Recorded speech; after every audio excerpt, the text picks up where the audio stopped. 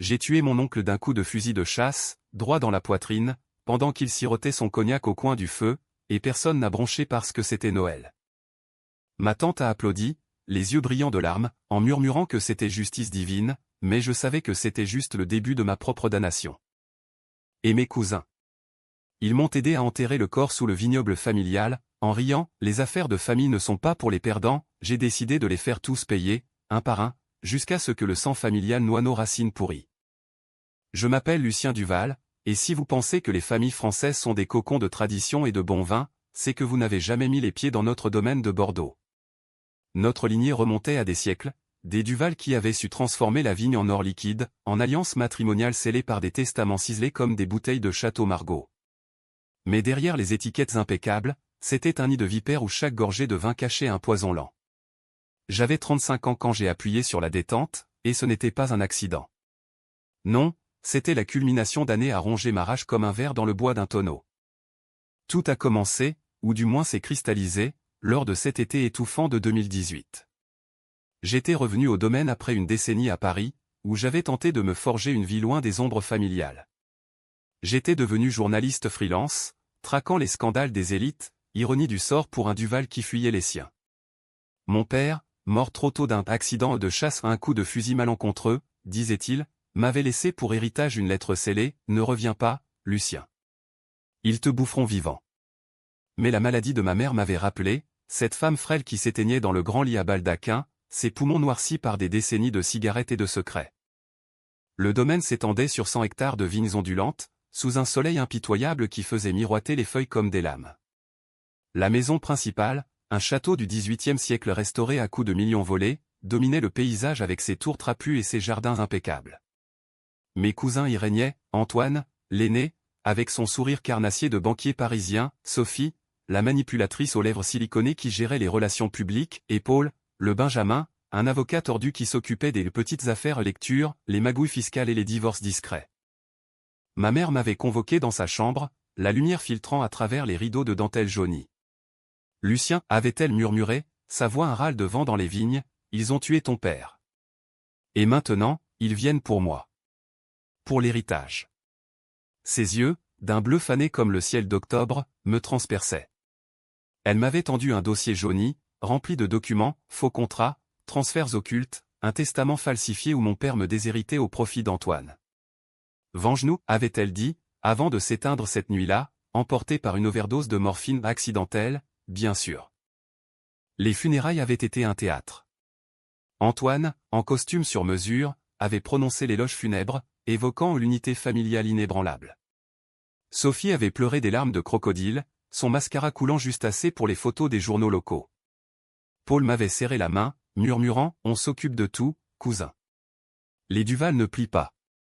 Mais ce soir-là, autour de la table massive en chêne, sous les chandeliers en cristal qui projetaient des ombres dansantes, la vérité avait éclaté comme une bouteille de vin bouché qui explose. À ta mère, avait porté Antoine, levant son verre de notre cuvée millésimée. Elle était le cœur de cette famille. J'avais bu, le liquide âpre glissant dans ma gorge comme du fiel. Puis, feignant l'ivresse, j'avais sorti le dossier. Vraiment? Le cœur, ou le bouc émissaire? Les pages avaient volé sur la nappe damassée, preuve d'un détournement de fonds pour payer les dettes de jeu d'Antoine, un faux témoignage de Paul dans l'affaire du fusil de mon père, et Sophie, oh Sophie, qui avait séduit un notaire pour altérer le testament. Le silence avait été plus lourd qu'un hiver bordelais. Antoine avait ri, un rire sec comme les sarments secs. Des ragots de femmes mourantes, Lucien. Tu crois que Paris t'a rendu malin? Sophie avait croisé les jambes, son regard de serpent. Retourne à tes articles people, chérie. Les affaires de famille ne sont pas pour les perdants. Paul avait hoché la tête, ses lunettes cerclées d'or reflétant la lueur des bougies. On peut régler ça à l'amiable. Une part modeste pour toi, et on oublie. J'avais senti la rage monter, une marée rouge qui noyait la raison. Ce n'était pas l'argent en 5 millions d'euros, une misère pour eux mais la trahison, ce venin qui coulait dans nos veines depuis des générations. Mon grand-père avait ruiné son frère pour un hectare de vigne, mon arrière-grand-mère avait empoisonné son mari pour un amour adultère. Les Duval ne pardonnaient pas, ils enterraient. Cette nuit-là, seul dans ma chambre d'enfant, les murs tapissés de photos jaunies de vendanges joyeuses, j'avais tracé mon plan. Pas de police, ils nous possédaient tous, du maire au procureur. Pas de scandale public, notre nom valait des empires. Non, ce serait intime, psychologique, une vengeance qui les rongerait de l'intérieur, comme le mildiou ronge les raisins.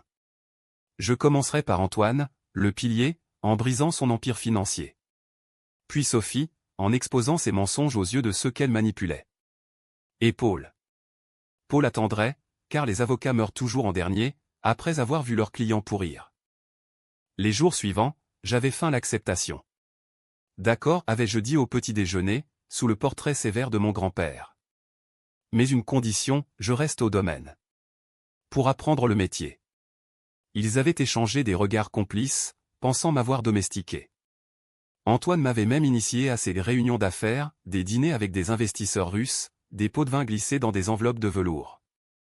J'observais, notais, enregistrais discrètement sur mon téléphone un outil de journaliste, après tout. Bordeaux bruissait d'automne, les feuilles rougissant comme des joues fiévreuses. J'avais commencé par fouiller le bureau d'Antoine, une pièce aux lambris sombres sentant le tabac cubain et l'ambition rance. Là, dans un coffre-fort dont le code était l'ironie et la date de naissance de mon père, j'avais trouvé les carnets, des prêts usuraires à des vignerons désespérés, des comptes offshore aux Caïmans. Antoine n'était pas un banquier, c'était un usurier en smoking. Mon premier coup avait été subtil. Un article anonyme sur un blog spécialisé en œnologie, le scandale des Duval, comment un empire familial saigne les petits producteurs. Pas de nom, juste des faits irréfutables, des chiffres volés des carnets. Le lendemain, les rumeurs avaient enflé comme une levure dans la cuve. Antoine avait pâli en lisant son iPad au petit déjeuner, ses mains tremblant sur sa tasse de café. Qui a osé, avait-il grondé. Sophie avait haussé les épaules, les jaloux, mon chéri. Rien de neuf. Mais ce n'était que l'appétit. La vraie morsure vint une semaine plus tard, quand j'ai contacté un vieux vigneron, un certain Marcel, dont la famille avait perdu sa terre à cause d'un emprunt d'Antoine. Assis dans sa masure délabrée, au milieu de vignes sauvages, il avait pleuré en me remettant des documents. Ton oncle m'a ruiné, gamin. Pour un hectare qu'il a revendu au triple. J'avais souri, pour la première fois depuis des mois. Pas mon oncle. Pas pour longtemps. Noël approchait, et avec lui, la tradition du Val, une messe à la cathédrale Saint-André, suivie d'un banquet où le foie gras coulait comme le Garonne en crue. Mais cette année, l'air était chargé d'électricité, comme avant un orage sur les Landes. Antoine rentrait d'un voyage à Genève, les traits tirés, son téléphone sonnant sans cesse de créanciers anonymes. J'avais accéléré le rythme, des emails falsifiés envoyés à ses partenaires, semant le doute sur sa solvabilité. Duval Investissement, un château de cartes, titrait un newsletter financier que j'avais leaké via un contact parisien. Il m'avait confronté un soir, dans la bibliothèque au rayonnage croulant sous les grimoires de comptabilité. La cheminée crépitait, projetant des ombres élongatèdes sur les tapis persans. C'est toi, hein? Tes petits jeux de plumes. Sa voix était un grondement bas, comme le tonnerre lointain. J'avais nié, les yeux dans les siens, ses yeux bruns hérités de notre grand-mère, froids comme le marbre d'un caveau. Pourquoi ferais-je ça, cousin? Tu es le chef de famille. Il s'était approché, son haleine chargée de whisky. Parce que tu es un perdant, Lucien. Comme ton père. Toujours à geindre sur l'injustice. Ces mots avaient allumé la mèche. J'avais vu rouge littéralement, le sang affluant à mes tempes comme un vin trop jeune.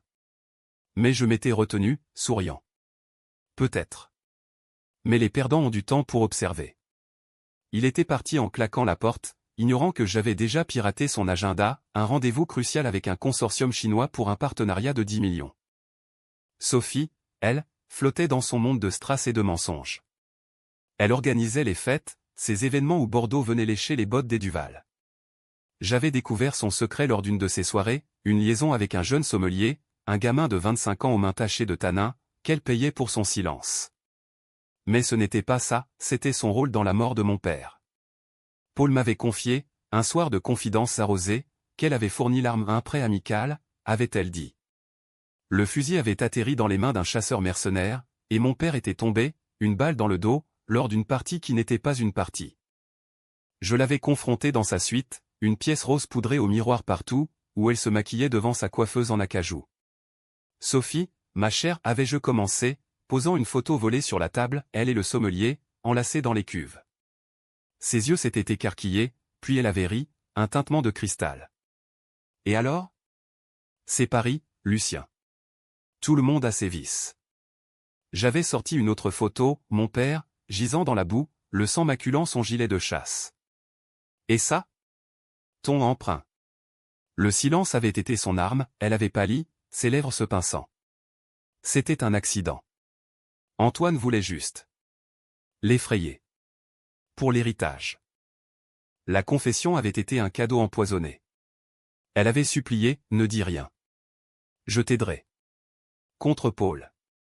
Ah, Paul, le fil invisible qui tirait les ficelles légales. Mais je n'étais pas là pour des alliances, j'étais là pour disséquer. Aide-moi à ruiner Antoine, alors avais-je dit. Elle avait accepté, ses ongles s'enfonçant dans mon bras comme des serres. Ensemble, nous avions saboté le deal chinois, un faux rapport sur la qualité des vins, envoyé par son assistante. Antoine avait perdu le contrat, et avec lui, une artère de son empire. Paul, lui, flairait le vent tourné. Il était le stratège, toujours un pas en avant, avec ses dossiers impeccables et ses sourires de requin. Il gérait les litiges, enterrait les scandales sous des clauses confidentielles. J'avais commencé par lui avec une lettre anonyme, des preuves de son implication dans un blanchiment d'argent via des associations caritatives, des dons fictifs pour des vignes bio et qui n'étaient que du poison. Il avait reçu la lettre lors d'un déjeuner d'affaires à Libourne, et son visage s'était figé comme du fromage trop affiné. Ce soir-là, il m'avait attendu dans le jardin, sous les arches de rosiers grimpants qui exhalaient un parfum sucré de pourriture. La lune se levait, pâle comme un foie blême. Joli coup, Lucien. Mais tu joues avec le feu. Sa voix était calme, professorale. Ton père a essayé la même chose. Résultat? Une balle dans le dos. J'avais senti le frisson, pas de peur, mais d'excitation, le goût métallique de la revanche. Et si je visais plus haut, avais-je répliqué. Il avait ri doucement. Les Duval ne meurent pas. Ils se transforment. Les semaines suivantes furent un ballet macabre. Antoine sombrait, ses investisseurs fuyaient, ses nuits blanches le creusant comme un vieux pressoir. Il buvait, criait sur les domestiques, brisait des verres contre les murs. Sophie jouait double jeu, me glissant des infos tout en couvrant ses arrières. Paul observait, tissant sa toile. Moi? Je dormais peu, hanté par des rêves où mon père revenait, spectral, murmurant, finis-le, fiston. Où ils te finiront. Noël arriva enfin, enveloppé de guirlandes et de mensonges. La messe fut un cirque, l'évêque bénissant nos âmes noircies, les cousins en randonnion, moi au fond, les mains jointes sur le missel. Puis le banquet, dinde rôtie, truffes, et ce cognac millésimé que mon oncle adorait. Il était assis en bout de table, les yeux injectés de sang, toasting à l'avenir des Duval. J'avais apporté le fusil hérité, disait-il, de l'accident de mon père comme un clin d'œil à la tradition de chasse. Le coup partit après le dessert, quand les rires s'étaient tués et que le feu ronflait dans l'âtre. La détonation fut assourdissante, un craquement comme une vigne qui se brise sous le gel. Le sang jaillit, chaud et sombre, éclaboussant la nappe blanche. Antoine s'effondra, les yeux écarquillés sur moi, une bulle de cognac sur les lèvres. Traître, murmura-t-il, avant de s'éteindre. Sophie hurla, puis se tut, ses yeux brillants. Paul se leva lentement, pâle et composé. C'était lui ou nous, dit-il simplement. Et nous l'enterrâmes cette nuit-là, sous les vignes, la terre meuble encore humide de la vendange. Les affaires de famille, en effet. Le lendemain de Noël, Bordeaux s'éveilla sous un manteau de givre, comme si la terre elle-même pleurait le sang versé. Le domaine était un tombeau silencieux, les domestiques congédiés pour vacances prolongées, les portes verrouillées, et nous trois, Sophie, Paul et moi réunis dans le bureau d'Antoine, entourés de papiers qui sentaient encore son aftershave boisé. Il a glissé sur son fusil, déclara Paul d'une voix monocorde, rédigeant déjà le rapport pour les autorités locales. Un accident de chasse, encore. L'ironie me fit sourire intérieurement, les Duval excellaient dans l'art de transformer le meurtre en maladresse. Sophie était changée. La veuve éplorée où elle avait épousé Antoine pour l'argent, pas l'amour, mais le scandale la rongeait. Ses mains tremblaient en versant le café, ses yeux évitant les miens. « Tu as été trop loin, Lucien, murmura-t-elle, sa voix un fil tendu. Et maintenant? On est complices. J'avais haussé les épaules, sirotant le breuvage amer. Complices? Nous l'étions déjà, ma chère. Depuis le jour où tu as chargé ce fusil pour mon père. Elle blêmit, ses lèvres se pinçant comme une plaie qui se referme. Paul intervint, ses lunettes luisant sous la lampe de bureau. Assez. On enterre Sao littéralement. Et on protège l'héritage. Mais l'héritage était une malédiction. Avec Antoine parti, les dettes refaisaient surface, des créanciers italiens menaçaient de saisir les vignes, des audits fiscaux planaient comme des vautours. Paul prit les rênes, ses nuits passées à négocier, à falsifier, à menacer.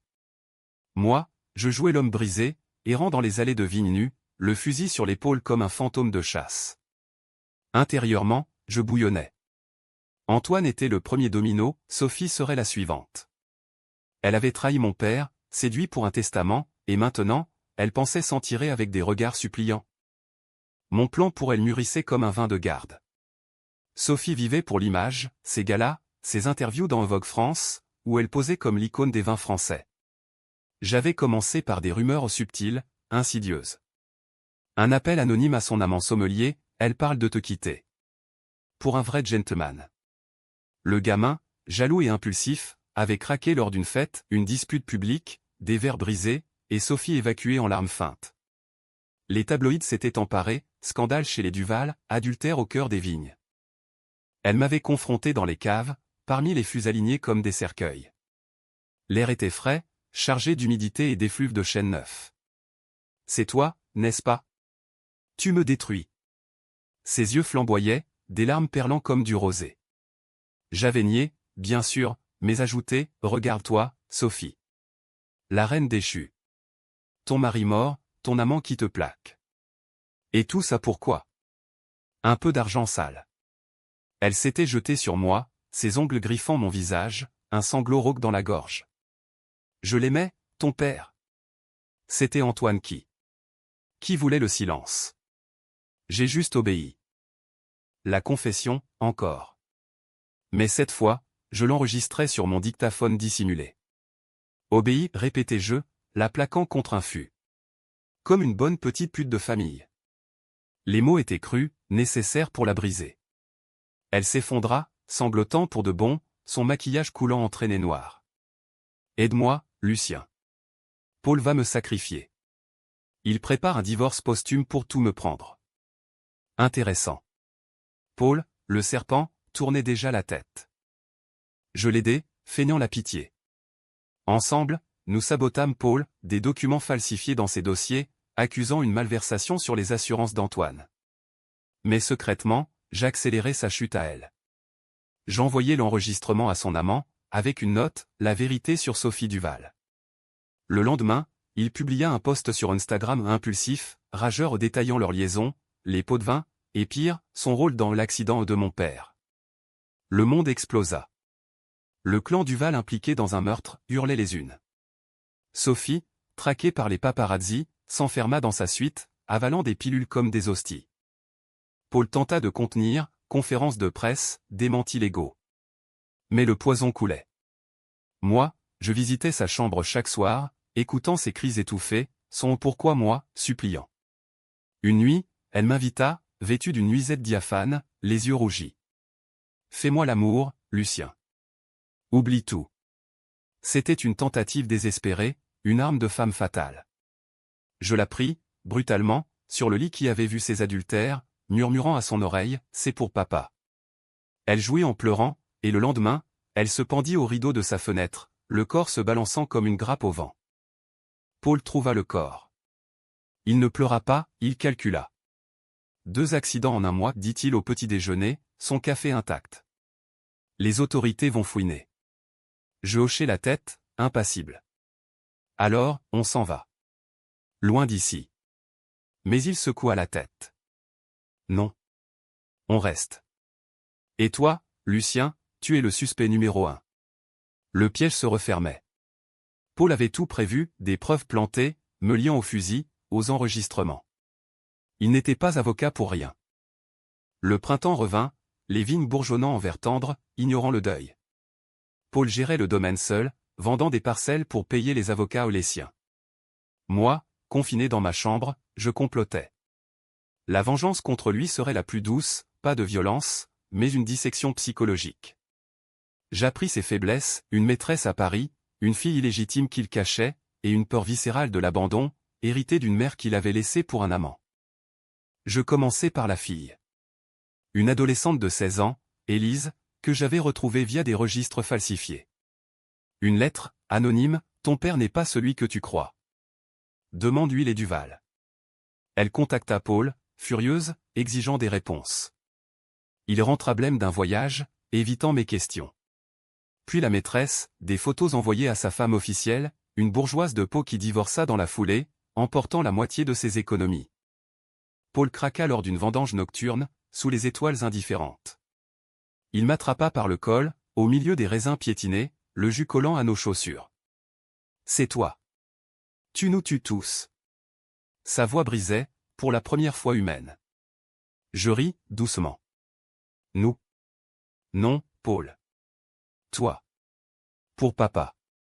Pour maman. Il me frappa, un coup maladroit, et je le laissai faire, sentant le sang couler. Puis, je murmurai, Élise c'est tout. Elle vient demain. Il s'effondra, pleurant comme un enfant, confessant, c'était pour protéger la famille. Ton père voulait tout brûler, exposer nos sales secrets. On l'a arrêté. Juste arrêté. Les mots étaient un baume et un acide. La famille ce monstre qu'il vénérait. Le lendemain, Élise arriva, une gamine aux yeux de Paul, réclamant sa part. Il la chassa, mais elle revint avec un avocat au pas le sien. Le scandale éclata, héritière cachée des Duval émerge au milieu du chaos. Paul se suicida une semaine plus tard, une balle dans la tempe, dans son bureau. Le fusil, encore. Il laissa une note, les perdants ne comptent pas. J'étais seul, héritier par défaut, le domaine en ruine financière, mais purgé. L'été 2019 me trouva assis sur la terrasse du château, un verre de notre pire cuvée à la main, un vin aigre, comme ma victoire. Les vignes s'étendaient, lourdes de grappes mûres, mais les vendangeurs étaient partis, effrayés par les fantômes. Les journaux titraient encore, la malédiction des Duval, 3 morts en 6 mois. Les autorités avaient classé, suicide, accident. Paul avait tout arrangé, même dans la mort. Moi? J'étais le survivant, l'homme qui avait tout perdu pour tout gagner. Mais la vengeance, cette pute capricieuse, ne s'arrête pas à un corps enterré, elle ronge l'âme, goutte à goutte, comme un distillateur clandestin. Les nuits étaient pires. Je revivais les scènes, le craquement du fusil, le gargouillis d'Antoine, le balancement de Sophie, ses pantoufles tombées comme des pétales flétris, le sang de Paul sur son buvard, formant des initiales ironiques. Et mon père, toujours là, spectral dans les miroirs, son visage buriné par le soleil, murmurant, pas fini, fiston. Ils étaient la tête, maintenant, les racines. Les racines. La famille s'étendait au-delà des cousins, des oncles éloignés à Toulouse, des tantes à Lyon, un réseau de Duval qui avait fermé les yeux, profité des miettes. Je décidai de creuser. Le domaine abritait un grenier poussiéreux, accessible par une échelle grinçante, où les archives familiales pourrissaient, lettres jaunies, contrats jaunis, photos où les sourires masquaient les couteaux. Là, je trouvai le fil, une branche illégitime, des Duval reniés pour un scandale d'adultère en 1950. Mon grand-oncle Henri, déshérité, avait fui en Algérie, emportant des secrets et peut-être des preuves de fraude plus anciennes. Ses descendants? Une nièce, Claire, professeure d'histoire à Marseille, qui m'écrivit après avoir lu les articles, je sais qui vous êtes. Et ce que votre famille a fait à la mienne. Nous nous rencontrâmes à Arles, sous le Mistral qui fouettait les platanes comme une vengeance divine. Elle était menue, quarantaine aux cheveux poivre et sel, les yeux vifs d'une fouilleuse de tombe. Café au bord du Rhône, l'eau trouble charriant des souvenirs. Henri n'était pas un adultère, dit-elle, posant un dossier sur la table en fer forgé. Il a découvert que votre grand-père empoisonnait les vins concurrents du sulfate de cuivre dans les cuves, pour ruiner les récoltes voisines. Les documents suivaient, analyse chimique d'époque, lettres anonymes. Mon grand-père avait fait taire Henri, le faisant passer pour un traître. Claire n'était pas là pour l'argent, elle en avait assez, avec son poste universitaire. Non, pour la vérité. Votre vengeance a ouvert la porte, dit-elle. Maintenant, finissons-en. Nous allâmes plus loin, des cousins éloignés impliqués dans des affaires louches, un réseau de corruption touchant les exportations vers l'Europe. Je sentis la rage renaître, plus froide, plus calculée. Pas de balles cette fois, des révélations, qui brûleraient comme de l'acide sur la peau. De retour à Bordeaux, je contactai un procureur intègre rareté en France, mais existant, une femme de Pau, Martine, qui haïssait les dynasties. Des dossiers anonymes, des preuves irréfutables. Les raids commencèrent, perquisition chez un oncle trafiquant de contrefaçon, arrestation d'une tante blanchisseuse. Le nom Duval devint synonyme de poison, pas de nectar. Les vignes se vendaient aux enchères, le château hypothéqué. Moi, je regardais de loin, depuis un appartement modeste à Paris, où j'écrivais mon livre Les Duval, chronique d'une dynastie maudite. Mais la solitude est une geôle. Les nuits, je buvais seul, hanté par Sophie, son corps chaud contre le mien, son désespoir suintant comme un vin oxydé. Était-ce de la vengeance, ou du désir refoulé?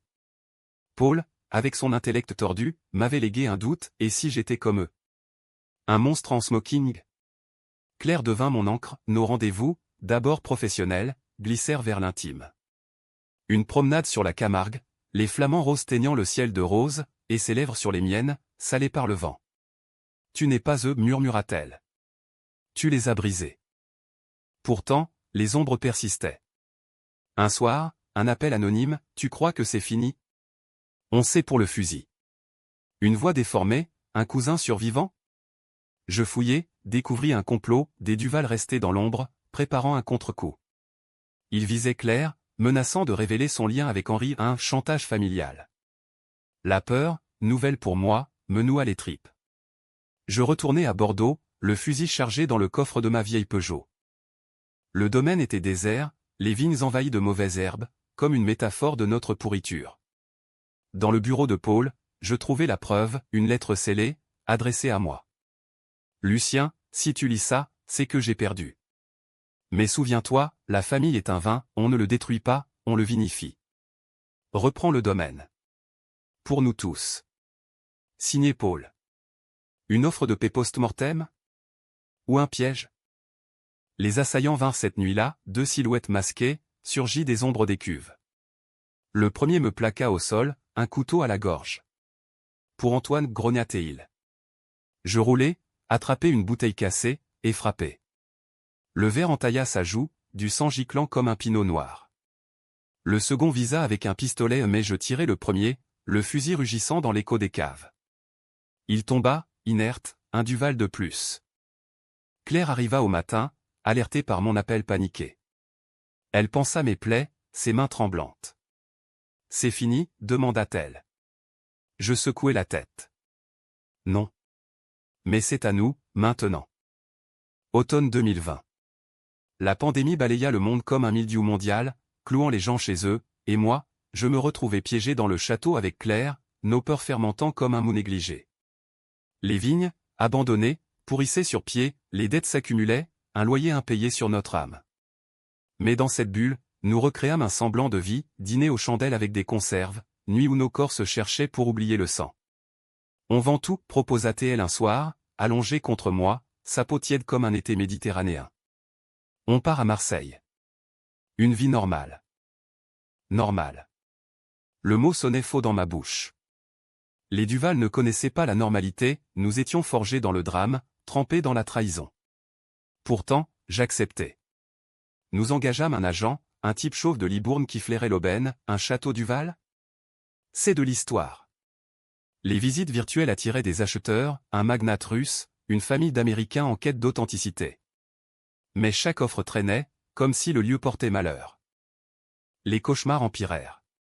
Antoine revenait, son trou béant suintant, me réclamant, mon empire, Lucien. Rends-le-moi. Sophie, nue et pendue, murmurait des promesses brisées. Paul, spectral en toge d'avocat, citait des lois invisibles. Je me réveillais en sueur, le cœur cognant comme un marteau sur une cuve. Claire me tenait, chuchotant des banalités, c'est le passé. Laisse-le. Mais le passé est un vin qui ne s'aère pas, il empire avec le temps. Puis, les lettres arrivèrent. Anonyme, postée de Paris. La première, une photo de Claire, prise à son insu, avec un « bientôt à toi » griffonné. La seconde, un extrait de mon livre inachevé, volé, soulignant mes aveux. On sait, cousin. Un Duval survivant, tapis. Je fouillai, un neveu d'Antoine, Julien, un playboy raté qui avait fui en Amérique du Sud après une arnaque. Il revenait, armé de vengeance mineure, visant à me ruiner pour racheter le domaine à bas prix. Julien surgit lors d'une visite d'acheteur, se faisant passer pour un expert en vin. Grand, blond, avec le sourire carnassier d'Antoine. Tonton Lucien, lança-t-il en entrant dans le salon, flanqué de 2 malabars. Claire se figea derrière le buffet. Tu as liquidé la famille. À mon tour. Il sortit un dossier, des copies de l'enregistrement de Sophie, mon ADN sur le fusil, preuve qu'il avait obtenu via un flic corrompu. On peut régler ça. Vends-moi le domaine pour €1 symbolique, ou je balance tout. La rage remonta, pure, distillée. Pas de fusil cette fois, j'avais appris. Assieds-toi, dis-je, versant du cognac empoisonné au pas littéralement, mais saupoudré d'une drogue que Claire, chimiste amateur, avait synthétisé, un sédatif puissant, indétectable. Il but, riant. Tu bluffes toujours, hein. Les malabars s'effondrèrent en premier, drogués dans leur verre d'eau. Julien tituba, les yeux vitreux. Qu'est-ce que... Je le traînai dans les caves, le ligotant à un fût comme un tonneau récalcitrant. Claire verrouilla la porte, son visage durci. Finissons-le. Les heures passèrent en interrogatoire, il avoua tout son retour pour l'héritage, ses alliances avec des créanciers, son plan pour me faire passer pour fou. La famille d'abord, crachait-il. Je ris. La famille? C'est une chaîne, Julien. Et je la brise. Nous le laissâmes là, drogué et assoiffé, jusqu'à ce qu'il signe un acte de renonciation, filmé en HD. Puis, un appel anonyme à la police, un intrus au domaine Duval. Julien fut arrêté pour tentative d'extorsion. Le scandale relança les ventes, le dernier Duval triomphe des ombres familiales. Nous vendîmes à un consortium écologique, qui promit de transformer les vignes en parc bio. L'argent modeste, 3 millions nous permit de fuir à Marseille. Claire et moi, mariés civilement dans une mairie anonyme, sous le soleil implacable de Provence. Mais la paix est un mensonge. À Marseille, dans notre appartement surplombant le vieux port, les ombres suivirent. Claire avorta un soir d'hiver, murmurant, pas d'enfant Duval. Pas de malédiction. Je hochai la tête, mais intérieurement, je saignais. Mon livre sortit enfin, un best-seller noir qui disséquait notre lignée, les Duval ne boivent pas le vin les boit. Les critiques acclamaient, un thriller psychologique français pur jus. Mais les lettres continuaient, des lecteurs, des curieux, des Duval oubliés réclamant leur part. Un soir, un appel, une vieille tante, mourant à Lyon. Viens, Lucien. Avant que je parte. Il y a plus. Contre l'avis de Claire, j'y allais. La maison était un mausolée de meubles Louis XV, l'air chargé de camphre et de regrets. La tante, ridée comme une mirabelle sèche, me tendit un médaillon, une photo de mon père, jeune, avec une femme inconnue. Ta demi-sœur, murmura-t-elle. Née d'une liaison. Les Duval l'ont cachée. Elle vit à Nice. Méfie-toi, elle veut tout. La révélation me frappa comme un coup de boutoir. Une sœur? Un autre fantôme. Je rentrai à Marseille, le médaillon brûlant ma poche. Claire pleura, encore? Quand ça s'arrête? Je l'embrassai, promettant, c'est la dernière. Mais je savais, la vengeance est un cercle, et j'en étais le centre. Printemps 2022. Nice bruissait de touristes, le front de mer un carnaval de chair pâle et de glace fondante. Ma sœur Émilie, 32 ans, galeriste aux cheveux noirs comme la nuit méditerranéenne, m'attendait dans un café art déco, face à la promenade des Anglais. Elle était belle, d'une beauté acérée comme un verre de rosé sec, yeux verts hérités de Dieu sait qui, sourire qui cachait des crocs. Frère, dit-elle en m'embrassant les joues, un parfum de jasmin et de sel. Tant d'années perdues. Les Duval avaient volé son existence, élevé en orphelinat, adopté par des modestes, ignorant son sang noble. Mon père l'avait eu d'une aventurine vinicole à Cannes, puis abandonné pour protéger la réputation. Elle avait appris la vérité via un notaire cupide, et maintenant, elle voulait sa part pas d'argent, mais justice. Les Duval m'ont effacé, dit-elle, ses doigts fins traçant des cercles sur la table en marbre. Toi, tu les as brisés. Allons jusqu'au bout. Ensemble, nous creusâmes le tombeau final. Émilie avait des contacts, des historiens, des détectives privés, des archives vaticanes, oh oui, les Duval avaient même soudoyé des prêtres pour des bâtards. Nous découvrîmes une toile, des générations de mensonges, d'inceste caché, de fortunes bâties sur des esclaves dans les colonies. Un grand-oncle avait trafiqué l'opium en Indochine, une grand-tante, prostituée des vignerons pour des terres. C'est une hydre, dit Émilie, lors d'une nuit blanche à fouiller des boîtes poussiéreuses dans sa galerie. On coupe une tête, 10 repoussent. Ma vengeance évolua, pas plus de 100, mais une exposition publique. Émilie organisa une expo choc, les Duval dévoilés, tableaux volés, documents scannés, installations avec des bouteilles remplies de terre sanglante des vignes. L'ouverture, au cœur de la saison niçoise, attira la crème, critique, politique, ex-Duval. Moi, je lus un extrait de mon livre, la voix tremblante, nous n'étions pas une famille, nous étions une maladie. Les flashs crépitèrent, les murmures devinrent un tonnerre. Les retombées furent un tsunami. Procès en diffamation aux tous perdus, nos preuves étanches. Le nom Duval devint toxique, vignoble boycotté, alliance rompue. Les derniers cousins, terrés à Bruxelles ou Genève, supplièrent une trêve. Émilie rit, trop tard. Buvez votre poison. Claire, revenue dans ma vie malgré les tempêtes, nous rejoignit, un trio improbable, lié par le deuil et la délivrance. Mais le climax vint seul, dans un hôtel délabré de la vieille ville. Un ultime Duval, un grand cousin octogénaire, cloué au lit par la maladie, m'appela. Finis-moi, grogna-t-il au téléphone. Pas comme les autres. Avec dignité. Je vins, le fusil plié dans ma valise, un reliquat. Sa chambre puait la mort imminente, des tubes serpentaient comme des vignes folles. J'ai su pour le fusil, dit-il, ses yeux laiteux. Antoine méritait. Paul aussi. Mais toi. Tu es le pire. Tu as tué l'âme Duval. Je chargeai l'arme, lentement, le métal froid contre ma paume. L'âme? C'était du pu. Il sourit, édenté. Tire. Et bois à notre santé.